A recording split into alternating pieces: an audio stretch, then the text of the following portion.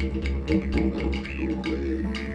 Indigenous Youth Summit come about through engagement with schools and youth. And the Aboriginal youth said, well, you know, we don't learn enough about our own identity of who we are at school.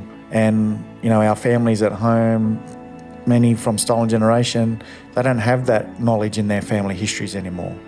They have knowledge, the knowledge of trauma, the knowledge of sadness and removal and all the manifestations of trauma that we have in our community, but not of the positive stuff. I'm a stolen generation. I was taken away from my mum as a baby.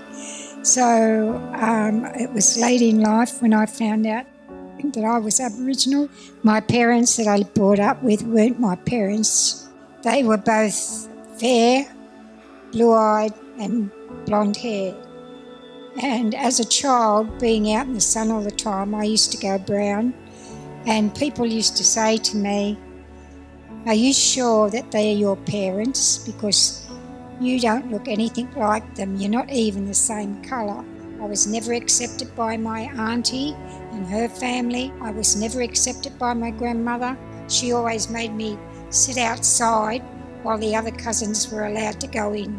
I used to wonder what was wrong with me. Why am I so different to everybody? And that's an awful feeling. And I can feel the pain of the stolen generation when they were separated. I often work with the stolen generations and heard their stories and their grief and their sadness, and it's intergenerational. It doesn't just stop with the one person that's taken away. So the Indigenous Youth Summit was based on our resilience, our strengths and holistic understanding of the environment, our dynamic connections and kinship. And from that, working with our international partners, Native American community, they had a methodology called Gathering of Native Americans, which is a cultural intervention on intergenerational historic trauma. And that international partnership not only supported each other's communities, but it was something to say that we're sovereign people and we're working together internationally under the United Nations Declaration on Rights of Indigenous Peoples.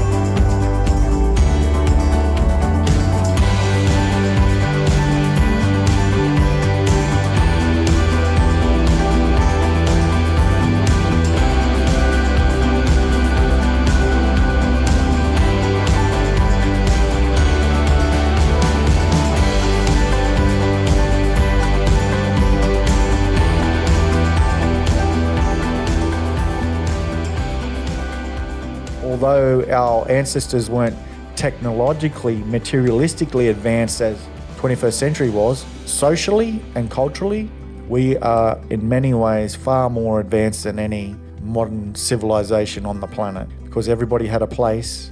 Kinship and connection bound everybody through their obligation to look after each other and the environment, because Indigenous culture is a part of Australian identity, and we're not just healing the Aboriginal community, we're healing the wider community. We're an open circle, everybody belongs, we work together, everybody has a voice in the circle and has something to contribute to what we're doing and we're walking. So it's not about black and white, it's about kinship and community. This is my first time doing anything to do with my Aboriginal culture, and today I saw something, I heard something, and I felt something pretty amazing. Family. Right now I have a million sisters and brothers and uncles and aunties, and that is amazing. So thank you guys, this is awesome.